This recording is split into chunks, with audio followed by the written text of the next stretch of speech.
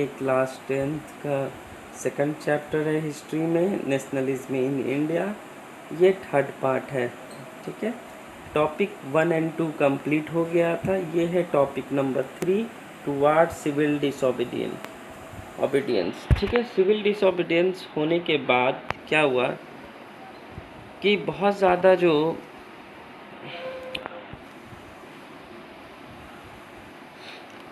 1922 में none corporation movement, ये NCM मतलब होता है नन कॉरपोरेशन मूवमेंट, जहाँ पे CDM लिखा रहेगा तो सिविल डिसोबीडियंट मूवमेंट, ठीक है।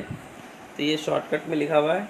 नन कॉरपोरेशन मूवमेंट को विड्रॉ कर लिया गया था, गांधी जी ने विड्रॉ कर लिया था। क्यों विड्रॉ कर लिया था?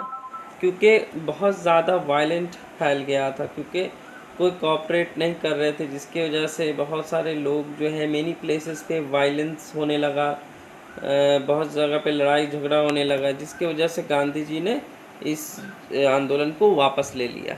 गांधी जी सोच रहे थे कि अगर बहुत बड़ा मास स्ट्रगल करना है हमको, तो सबको प्रॉपर ट्रेनिंग देना ज़रूरी है कि किस तरीके से स्ट्रगल किया जाए, क्योंकि हर लोगों के लिए स्ट्रगल का मतलब या स्वराज का मतलब अलग अलग था।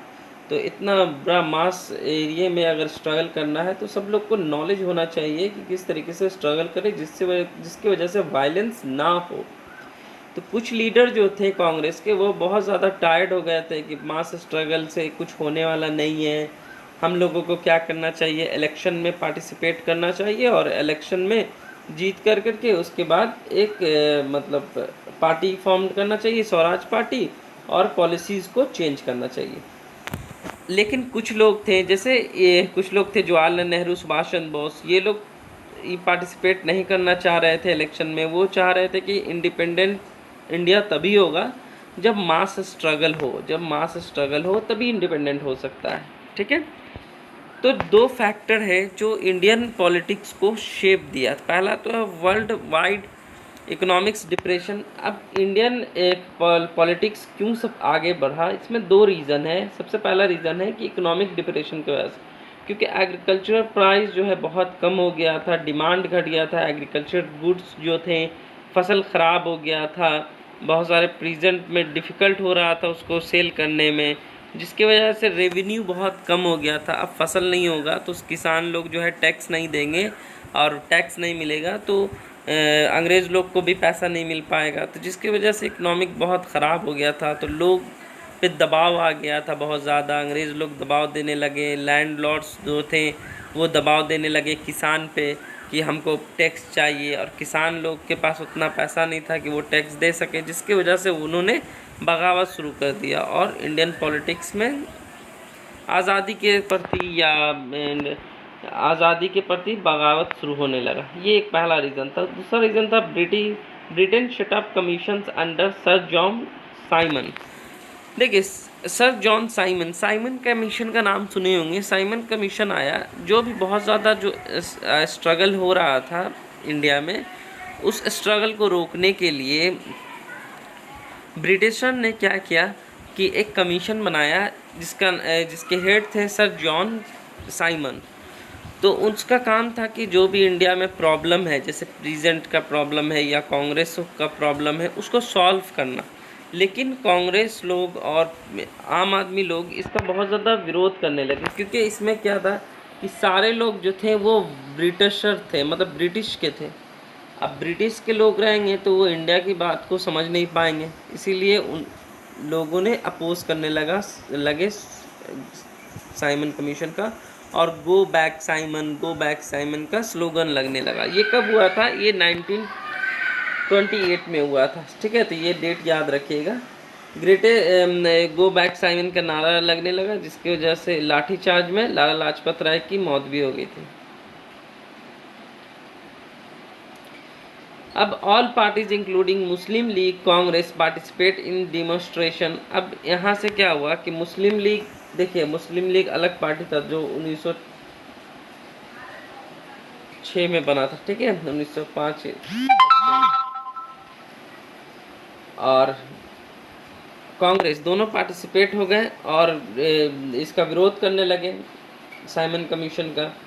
लॉर्ड अब लॉर्ड एरविन जो थे उस टाइम वाइस रॉय थे, ठीक है। उन्होंने first round table conference arrange किया। ये राउंड टेबल कॉन्फ्रेंस क्या होता है कि अगर कोई कॉन्फ्लिक्ट है उसको सॉल्व करने के लिए इन्होंने राउंड टेबल कॉन्फ्रेंस अरेंज किया कि आप लोग आइए, बातचीत कीजिए और जो भी कॉन्फ्लिक्ट है, जो भी आपका मसला है उसको सॉल्व कीजिए। तो इसमें फ्यूचर डिस्कशन हुआ कि कैसे कॉन्स्टिट्यूशन रूल रेगुलेशन बनाना होगा, बट कांग्रेस लीडर्स इसमें सेटिस्फाइड नहीं थे, क्योंकि कांग्रेस लीडर को लगा कि ये जो है रूल रेगुलेशन बन रहा है ये ज़्यादातर अंग्रेज़ों लोग के हक़ में बन रहा है, इसी वजह से। तो दिसंबर 1929 को क्या हुआ, जवाहरलाल नेहरू ने लाहौर सेशन में, कांग्रेस का सेशन चल रहा था लाहौर में, वहाँ पे डिमांड कर दिया पूर्ण स्वराज का। ये इम्पोर्टेंट है कि पूर्ण स्वराज का जो डिमांड है वो किसने किया था, जवाहरलाल नेहरू ने किया था। कब किए थे, तो 1929 में लाहौर सेशन में कांग्रेस के। और 26 जनवरी 1930 को सेलिब्रेट किया गया फॉर इंडिपेंडेंस डे, ठीक है, इंडिपेंडेंस डे सेलिब्रेट किया गया। अब यहाँ पे क्वेश्चन आता है कि हम लोग 26 जनवरी को ही रिपब्लिक डे क्यों मनाते हैं, क्योंकि ये जो 1930 में ये डिक्लेयर हुआ था कि इस दिन हमको आज़ादी मिलेगा। 26 जनवरी को ही आज़ादी का डेट डिक्लेयर किया गया था, लेकिन हम लोग को आज़ादी कब मिला, 15 अगस्त को। इसीलिए 26 जनवरी को चुना गया as a republic day. Okay, अब यहाँ पे दूसरा टॉपिक शुरू होता है, point the salt march and civil disobedience movement. अब सॉल्ट मार्च जो है, आप लोग नाम सुने होंगे, डांडी मार्च जिसको कहा गया है, डांडी मार्च। और सिविल डिसोबीडियंस मूवमेंट मतलब है कि कहना नहीं मानना। तो हुआ क्या था कि 1930 में गांधी जी ने एक लेटर भेजा लॉर्ड इरविन के पास। उसमें 11 डिमांड थे गांधी जी के, जो गांधी जी चाहते थे ये पूरा हो। तो इसमें क्या क्या डिमांड था, तो बहुत सारे डिमांड थे, जिसमें एक डिमांड था सॉल्ट टैक्स को हटा देना, फिर लैंड रेवेन्यू, लैंड के टैक्सेस को कम कर देना।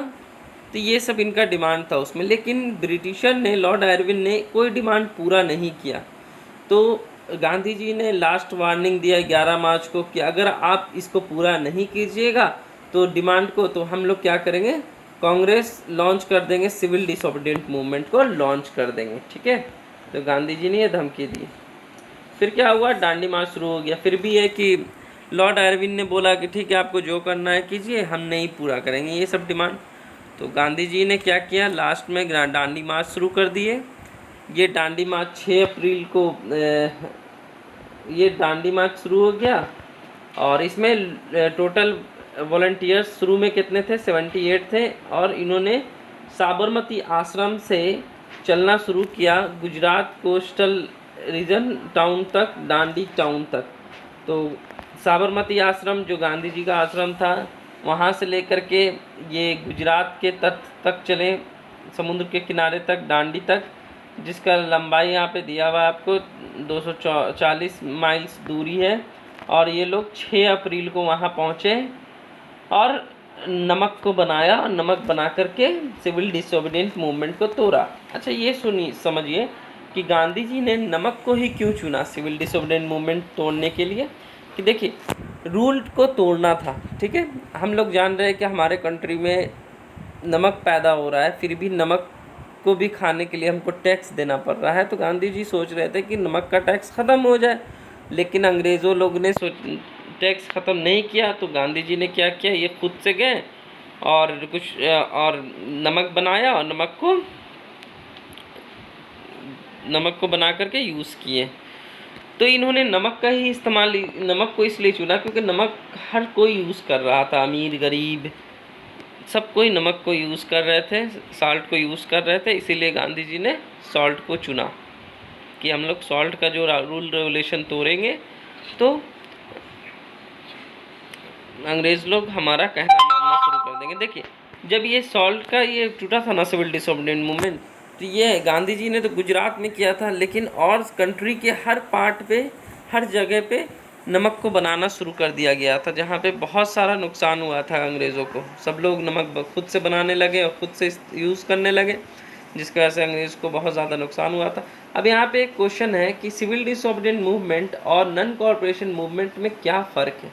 देखिए, सिविल डिसोबीडिएंट और नन कॉर्पोरेशन मूवमेंट मतलब होता है कि हम लोग कॉर्पोरेट नहीं करेंगे ब्रिटिश का सहयोग नहीं करेंगे किसी भी चीज़ में। नन कॉर्पोरेशन मूवमेंट मतलब सहयोग नहीं करेंगे। सिविल डिसोबीडिएंट मतलब होता है कि हम सहयोग नहीं करेंगे और रूल रेगुलेशन को भी ब्रेक करेंगे। जो कॉलोनियल रूल है, जो अंग्रेज़ों का रूल है, उसको तोड़ेंगे। बस यही फ़र्क है इन दोनों में। तो थाउजेंड ऑफ पीपल जो थे in different party of India broke salt law को हर कोई तोड़ना शुरू कर दिए। हर जगह पे सॉल्ट बनाया जा रहा था। फॉरेन क्लोथ को बाइकआउट किया जा रहा था और जो शराब की दुकान थी उसको भी बंद किया जा रहा था। पीजेंट को रिफ्यूज़ किया जा रहा था टू पे चौकीदारी टैक्स जो पीजेंट्स लोग देते थे, किसान लोग, वो लोग नहीं दे रहे थे। फॉरेस्ट पीपल्स को जो वायलेटेड फॉरेस्ट पीपल जो थे, जो जनजाति, जो जंगली लोग थे, वो लोग बोल रहे थे कि अब हम लोग भी फॉरेस्ट में, रिस्ट्रिक्टेड फॉरेस्ट में हर जगह पे जा सकते हैं। उन लोगों ने भी रूल तोड़ना शुरू कर दिया। फॉरेस्ट पे जाना रिस्ट्रिक्टेड था, तो वो लोग फिर भी फॉरेस्ट में जाने लगे अपने नीड्स को पूरा करने के लिए। तो इसका रिजल्ट क्या होगा? Colonial government varied about this development. वो बहुत ज़्यादा घबरा गई, ब्रिटिश लोग बहुत ज़्यादा घबरा गए कि अब लोग सब रूल रेगुलेशन तोड़ रहे हैं, टैक्स नहीं दे रहे हैं, नॉन कॉर्पोरेशन मूवमेंट चालू कर दिए हैं। तो उन्होंने क्या किया? कांग्रेस लीडर को अरेस्ट करना शुरू कर दिया। ब्रिटिशर ने क्या किया? कांग्रेस लीडर को अरेस्ट करना शुरू कर दिया। जैसे बहुत सारे कांग्रेस लीडर अरेस्ट हुए, जैसे अब्दुल गफ्फार खान अरेस्ट हुए 1930 में, और भी बहुत सारे, गांधी जी को भी अरेस्ट कर लिया गया, जवाहरलाल नेहरू को भी अरेस्ट कर लिया गया। तो गांधी जी को भी अरेस्ट कर लिया गया, वर्कर स्टार्ट। तो जब ऐसा हुआ कि बहुत सारे कांग्रेस लीडर को अरेस्ट कर लिया गया, तो लोगों ने क्या किया? बहुत ज़्यादा लोगों में गुस्सा भर गया और उन्होंने सारे जो बिल्डिंग्स थे, कोर्ट थे, रेलवे स्टेशन थे, उन सब पे पथराव करना शुरू कर दिया, बर्बाद करना शुरू कर दिए और पुलिस स्टेशन को बर्बाद करने लगे।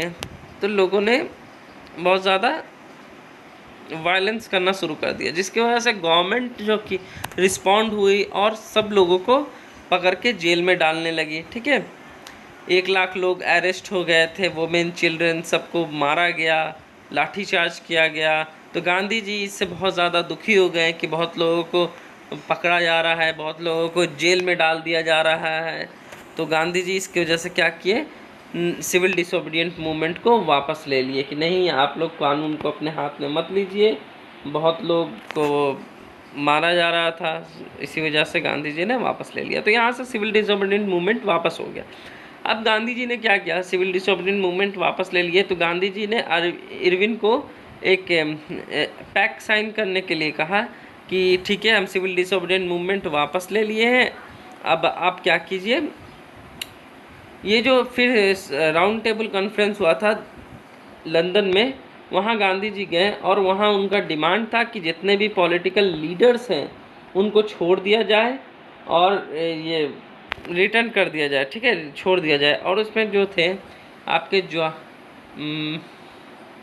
भगत सिंह भी थे। ठीक है, तो इनके डिमांड को पूरी तरीके से पूरा नहीं किया गया। अंग्रेज़ों ने अंग्रेज़ गांधी जी के डिमांड को पूरी तरीके से पूरा नहीं किए। बहुत सारे लीडर को छोड़ा गया, लेकिन सब लीडर को छोड़ा नहीं गया। जैसे भगत सिंह को नहीं छोड़ा गया, तो जिसकी वजह से जो गांधी जी थे वो डिसअपॉइंट हो गए कि बहुत मेरे पूरे डिमांड को पूरा नहीं किया गया, हम non corporate civil disobedient movement को हटा दिए, फिर भी मेरे डिमांड को पूरा नहीं किया जा रहा है। तो कांग्रेस जो थे वाज डिक्लाइन इलीगल, और कांग्रेस जो एक पार्टी था इंडियन नेशनल कांग्रेस, उसको इलीगल घोषित कर दिया गया कि ये जो है इलीगल है, ये जो है बहुत ज़्यादा हिंसा फैला रहा है, वायलेंट क्या करवा रहे हैं कंट्री में, तो इसको इलीगल घोषित कर दिया गया। तो गांधी जी ने गुस्सा होकर के फिर जाके रिलॉन्च कर दिए सिविल डिसोबीडिएंट मूवमेंट 2। ठीक है, सिविल डिसोबीडिएंट मूवमेंट सेकंड को लॉन्च कर दिया, लेकिन ये जो सेकंड है ये इतना पावरफुल नहीं था पहले के जैसा। तो ये मूवमेंट ज़्यादा दिन तक चला नहीं और फिर खुद ब खुद ख़त्म हो गया। तो अब यहाँ पे है कि कितने लोग ठीक है, इसके आगे हम लोग पढ़ेंगे how participant saw the movement. अब कैसे कौन कौन लोग पार्टिसिपेट किए थे इस मूवमेंट में, सिविल डिसोबीडिएंट मूवमेंट में? तो पहले तो रिच लोग, पीजेंट्स लोग, बहुत बड़े बड़े पीजेंट्स लोग पार्टिसिपेट किए थे। गुजरात के जो पाटीदार्स होते थे और जट्स जो होते थे यूपी के, इन लोगों ने पार्टिसिपेट किया। क्यों पार्टिसिपेट किया? इनका ये भी रीज़न है कि ये लोग चाहते थे जो हमारा ट्रेड डिप्रेशन है वो फॉल हो रहा है, प्राइस बहुत कम हो गया है, तो इम्पॉसिबल तो पे, हम लोग उतना टैक्स गवर्नमेंट को पे नहीं कर सकते हैं क्योंकि उतना अच्छा इनकम हो नहीं रहा है। इसलिए इन्होंने सिविल डिसोबीडिएंट मूवमेंट का सपोर्ट किया कि चलो और ये लोग चाहते थे कि जो भी प्रोग्राम है उनको बाइकआउट करना शुरू कर दिए, फॉरेन गुड्स को बाइकआउट करना शुरू कर दिए। अब देखिए ये जो पीजेंट्स थे ये लोग चाहते थे कि हमारा जो टैक्स है उसको कम कर दिया जाए। हम लोग जितना भी चीज़ प्रोड्यूस कर रहे हैं एग्रीकल्चर में, और टैक्स बहुत ज़्यादा पे करना पड़ रहा है, जिसकी वजह से ये लोग चाहते थे कि टैक्स के प्राइस को कम कर दिया जाए और हमारा जो प्रोडक्शन है उसके प्राइस को बढ़ा दिया जाए। ठीक है। उसके बाद दूसरे जो थे